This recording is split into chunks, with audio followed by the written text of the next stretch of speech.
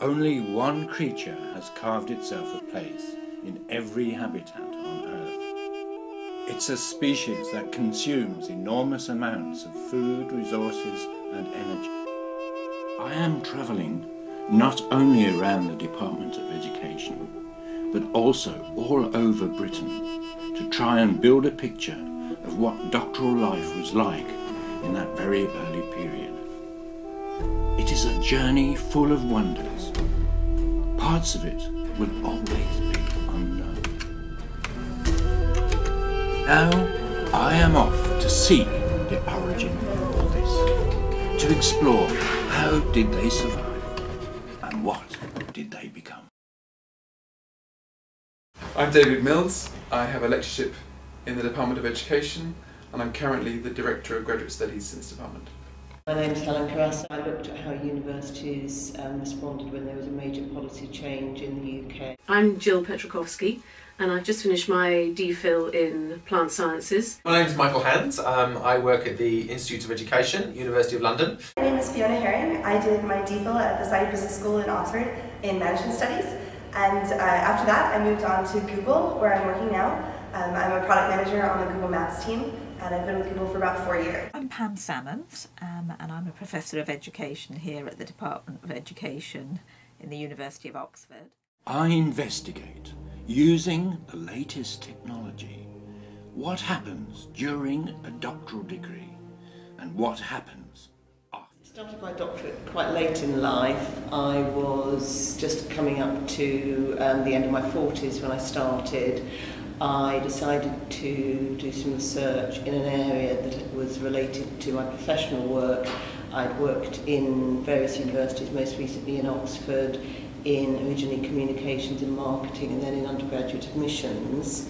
So I wanted to find out a bit more about some of the things that I'd been working with, understand what was really happening rather than just managing things day to day. I'm a mature student. I've come from an international organisation that I'd worked in for a long time, so I was in a quite senior position in the organisation. Yeah. But I really wanted to investigate in great detail this relationship between the science and the policy within forestry. And there just wasn't time and space within my work to do it. Yeah. So I thought, okay, I'll take some time out on a sabbatical, and the most obvious way of doing that, to give it some formal framework and to give me the support that I needed to investigate these issues, was to do a DPhil. So I left the work, joined up as a DPhil student, terrified, thinking I would be so much older and with such different life experiences from all the other students. But in fact, the things that trouble you most about doing a DPhil are the same for anybody. Everybody is terrified, and everybody has the same issues about finding a good supervisor, sorting the question out, getting enough hours in the day to do the work, and monitoring your progress. So in the end, it was fine, and it was no more difficult or no easier for me than anybody else. I think there's no such thing as a typical DPhil student, perhaps. So I always knew that I wanted to be involved in industry. I wanted to be that person who could really translate business and technology and be the person in between who was working with engineers but also working with business strategists. And so I knew going into the PhD that was really where I was hoping to get to in the long run. So for me, going into industry was always the plan. I did my PhD. I've been encouraged to do further research because one of my lecturers at the University of Bristol, one of the professors there, actually published some of my undergraduate work. I'm a geographer by background, and that was quite encouraging. But at the time there were very few research careers available or sources of funding, and we were advised by the Careers Service to go into financially related careers, and I got offered a job as an accountant trainee or a banker trainee, and I did the management training in banking for a year, which was dreadful, left and got myself a research assistantship job, which meant I actually got paid at a very low salary in London while doing my PhD, which is the only way I could fund it. I apparently missed the letter from Bristol. That somehow never got delivered to me, offering me a an SSRC studentship there. Otherwise I would have been a geographer, and I probably wouldn't be in an education department today had I done my PhD in Bristol following on from my undergraduate studies. But I missed the letter, so I always say it's an accidental career. I got a post at the City of London Polytechnic, as it was called then, with an Inner London Education Authority funded research assistantship, which meant I did a little bit of teaching and was funded to do a PhD through the then Council for National Academic Award. It's not a well-known provider in comparison to many universities, but it did have the big advantage I was paid while I did it, and I was joint between a geography and sociology department, but I studied an educational topic, and that's how I sort of moved into the educational field. So what challenges do they have to overcome? And coming up with a proposal, really tough.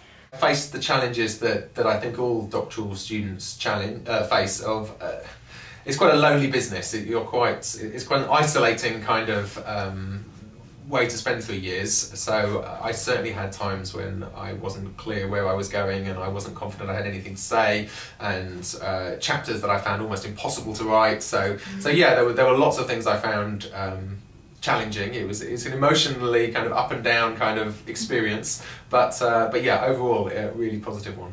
I think that one thing that can be really underestimated with the DPhil is just how emotional and intense the process can be. I think for me, I really noticed that variation where one day you'll have such a great day, you'll be completely elated, and you're convinced that this is going to be the best PhD that the world has ever seen, and then the next day you hit a block and you just feel very demoralized and really have to like push through that and try to make it through.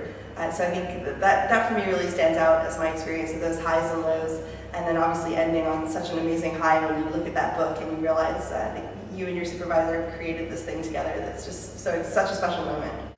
One of the worst moments was going to collect data and finding someone try to put their hands around my neck and strangle me on the train to go and do a questionnaire survey in Woolwich College in East London in the middle of the day. Luckily I saw the hands coming and got out the train carriage, and later on I found out there'd been a number of attacks on that line, so I think I made a lucky escape. It wasn't really the PhD, but I happened to be going to deliver questionnaires. Trying to get a handle on the theory of how my research fitted into this whole body of knowledge, and the theory, the contextual model that I would use, conceptual model that I would use to examine my work. And it was tough, and I felt quite alone because that's not something that the rest of my department does a great deal of. And there were so many possibilities out there. My Viva day was a really special day. There was a freak snowstorm in Oxford, which meant that it was very hard to get out to Templeton College, and none of the taxis would pick me up, and I was in the middle of High Street trying to wave down taxis, trying to convince anyone to take me out to my Viva in my sub-bus, all dressed up, ready to go. Eventually one really nice taxi driver said no, drove away, and I must have seen the look of devastation in my face, because he turned around and came back and told me that he would take me as far as he could. So the Viva day was a little emotional, a little stressful before I got there. But then the actual Viva itself was really phenomenal. It was amazing to have the chance to have such a deep conversation about your research. And it's very rare to find two other people who have read your research so thoroughly, know it inside and out, and also brought their own perspectives into that conversation. And so to really have a debate about this work that you've been doing for so many years of your life was a really special time, and I really enjoyed it. I got a lot out of that experience. It was amazing to then go outside and wait for them to debate and decide on what your decision was, and it was terrifying, I have to say. But that moment when they told me that I'd passed was pretty phenomenal. I think particularly at the start of your career, where you're trying to get established, trying to get publications, that's hard. That requires a lot of dedication, a lot of time.